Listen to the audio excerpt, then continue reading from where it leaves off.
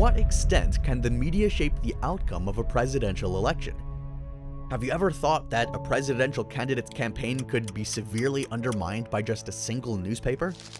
The battle between Bernie Sanders and the media will certainly refresh, if not redefine, your opinion on the power held by the media. Sanders is known for his progressive ideals and grassroots approach to democratic socialism. During both of his campaigns in 2016 and 2020, Sanders was constantly in disagreement with the corporate media. One of America's oldest and most popular newspapers, the Washington Post, for instance, ran 16 negative stories on Bernie Sanders in 16 hours during his 2016 presidential campaign. If you ever wondered why the Washington Post wanted to humiliate Sanders so badly, here's the story. One way in which Sanders' campaign could change America so profoundly is his emphasis on income inequality. Jeff Bezos, the then CEO of Amazon, which was targeted by Sanders' campaign initiatives, also happens to be the owner of Washington Post, which is liberally leaning. Although the Washington Post insisted that it ran independently from Amazon, Sanders, at a campaign stop in New Hampshire, said, "I wonder why the Washington Post, which is owned by Jeff Bezos, who owns Amazon, doesn't write particularly good articles about me."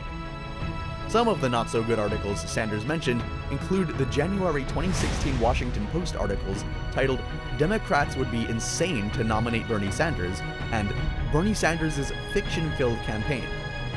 Just from these titles alone, any liberal audience who lacks a decent picture of Sanders' broader liberal-leaning campaign initiatives would be susceptible to some of the biases present in those articles.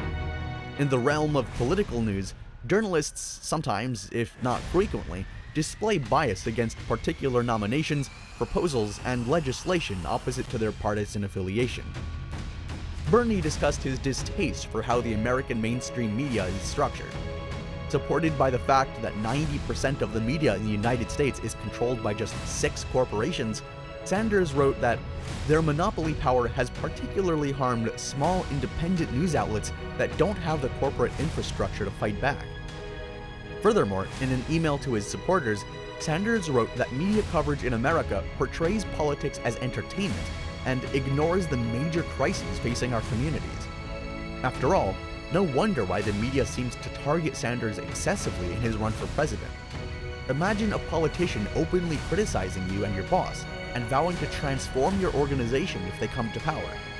It seems natural to defend yourself and your company while it's not too late.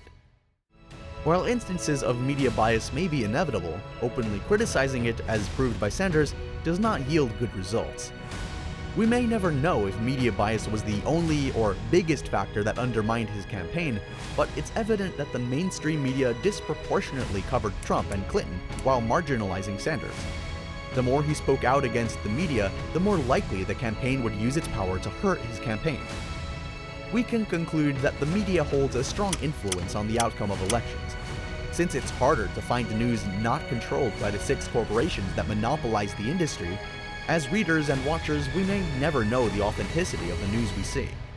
To help combat this, we can easily research multiple perspectives and fact-check our news at biasly.com.